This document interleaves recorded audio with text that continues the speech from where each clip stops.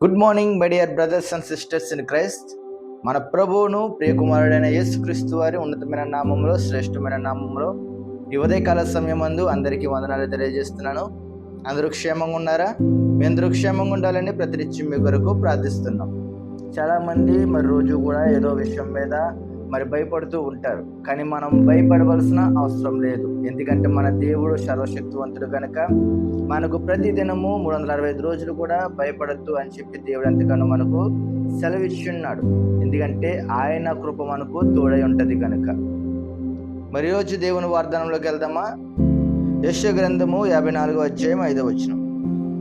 నిన్ను సృష్టించిన వాడు నీకు భర్త అయి ఉన్నాడు, సైన్యములకు అధిపతియగు యెహోవా అని ఆయనకు పేరు. ఇశ్రాయేలు యొక్క పరిశుద్ధ దేవుడు నీకు విమోచకుడు, సర్వలోకమునకు దేవుడని ఆయనకు పేరు. ఇక్కడ చూడండి ఎంత వండర్ఫుల్ మాట. సర్వలోకమునకు దేవుడని ఆయనకు పేరని చెప్పి మనకు లేఖనం అనేది సెలవిస్తుంది కదా. మన దేవుడు సర్వలోకమునకు, అంటే సృష్టిని సృజించిన దేవుడు ఎంతగానో ఈ సర్వలోకమునకు ఆయనే దేవుడని మనకు లేఖనం అనేది తెలియజేస్తుంది. కొంతమంది చూడండి, కులానికి ఒక దేవుడు, లేదంటే ప్రాంతానికి ఒక దేవుడు, లేదంటే ఇంటికి ఒక దేవుడు అని చెప్పి పెట్టుకుంటూ ఉంటారు. అంటే దేవునికి బౌండరీస్ అనేవి పెడుతూ ఉంటారు. కానీ దేవునికి బౌండరీస్ అనేది అవసరమే లేదు.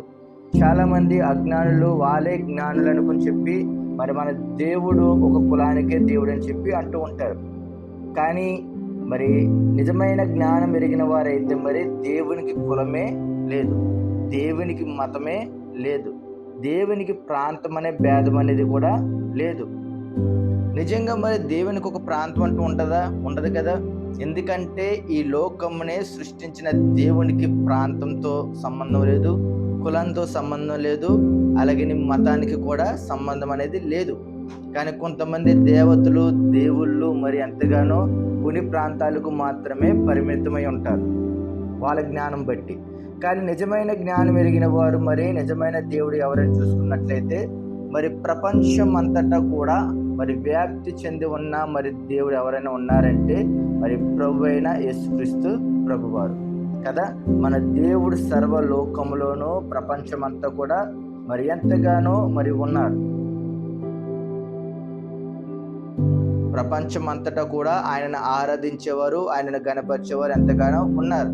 ఎందుకంటే ఆయన నిజమైన దేవుడు, సజీవుడు కనుక ప్రతి ఒక్కరు కూడా ఆయనను ఎంతగానో ఆరాధిస్తున్నారు. ఆయన కృప అలాంటిది. అంతనే ఇక్కడ ఏమని అంటున్నాడంటే యెషయా ప్రవక్త గారు, నిన్ను సృజించిన వాడు నీకు భర్తే ఉండు అని చెప్పి మనకు చెప్పడం అనేది జరిగింది. దేవుడు నిన్ను సృష్టించాడు, ఒక నరునిగా నిన్ను సృష్టించాడు. సృష్టించాక దేవుని పని అక్కడితో అయిపోయిందా? అవ్వలేదు. అక్కడితో అవ్వకుండా నేను కాపాడుకోవాలి, నేను పోషించాలి. అంతేనే ఇక్కడ నీకు భర్త అయి ఉంది అని చెప్పి అంటున్నాడు.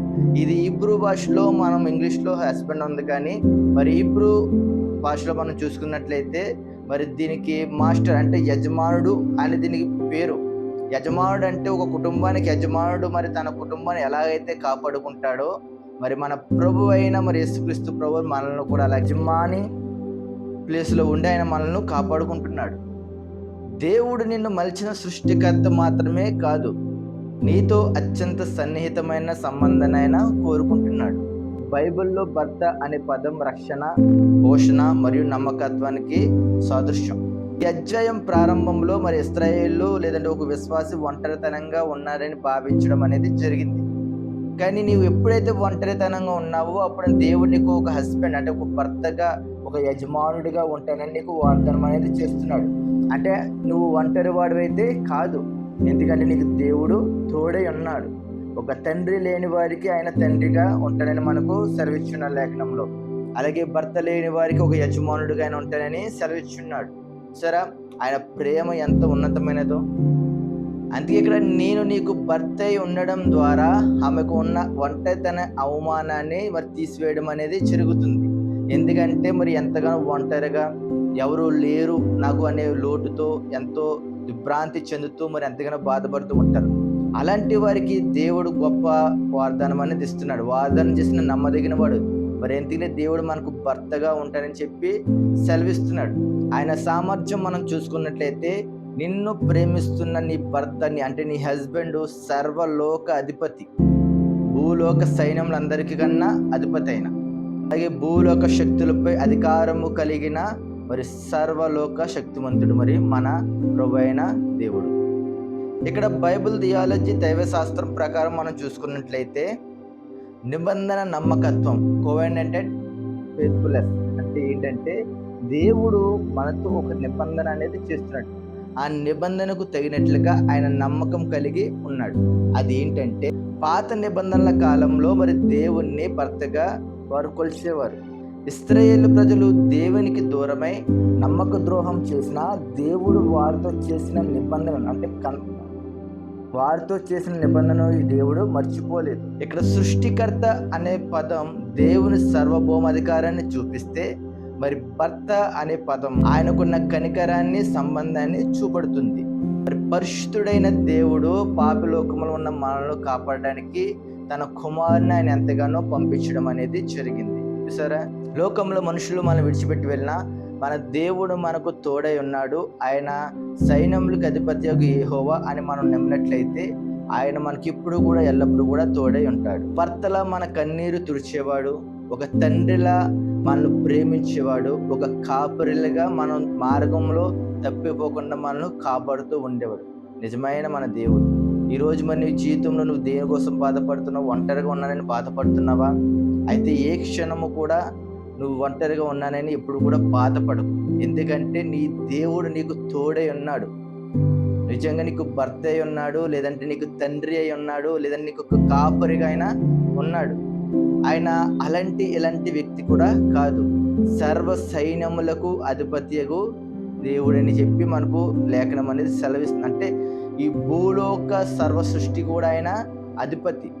అందుకని ప్రతిదీ కూడా ఆయన మాట అనేది వింటది.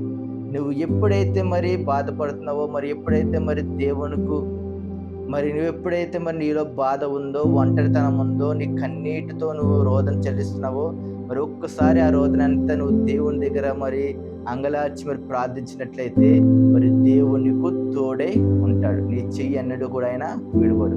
ప్రార్థిద్దాం. ప్రేమగలిగిన తండ్రి, కృపగలిగిన దేవా, ఈరోజు మాకు ఇచ్చిన వాదనను బట్టి నేను ఎంతగానో స్తుతిస్తున్నాం నాయన. సర్వలోకమునకు దేవుడై ఉన్నానని చెప్తున్నావు తండ్రి నాయన. మరి మాకు ఎంతగానో భర్త అయి ఉన్నావు అని చెప్తున్నావు నాయన. అవునయ్యా, ఈ లోకంలో తండ్రి ప్రభు నాయన ఒంటరితనంతో మేము ఎంతగానో నలిగిపోతూ ఉన్నాం నాయన. మా కన్నీళ్లు తుడిచేవారు ఎవరూ లేదని చెప్పి ఎంతగానో బాధపడుతున్నామయ్యా. లోకము మీరు ఒంటరిగా ఉన్నారని ఎంతో అవమానిస్తున్నప్పటికీ తండ్రి నాయన ఆ అవమానాన్ని అంతన్ని భరిస్తున్నారు తండ్రి ప్రభు నాయన. మరి ఎవరైతే మరి ఒంటరిగా ఉన్నారో, నాకెవరూ లేరు అని చెప్పి బాధపడి కన్నీటితో మరి ఉంటున్నారో తండ్రి, అటు వారికి మీరు భర్త అయి ఉండి, తండ్రి అయి ఉండి, ఒక కాపరిగా మీరు తోడే వారికి ఉండి తండ్రి నాయన వారి జీవితంలో గొప్ప వెలుగును దయచేయమని యేసుక్రీస్తు వారి ఉన్నతమైన నామములో చిన్న ప్రార్థన అడిగి పెట్టుకుంటున్న మా ప్రియ పరలోకపు తండ్రి. ఆమేన్, ఆమేన్, ఆమేన్. అందరికీ మై గాడ్ బ్లెస్ యు. దేవుడి మీ అందరిని దీవించును గాక. ఆమేన్. దేవుని చిత్తం మీద రేపటి దినం మరొక వార్తతో కలుసుకుందాం. అంతవరకు సెలవు.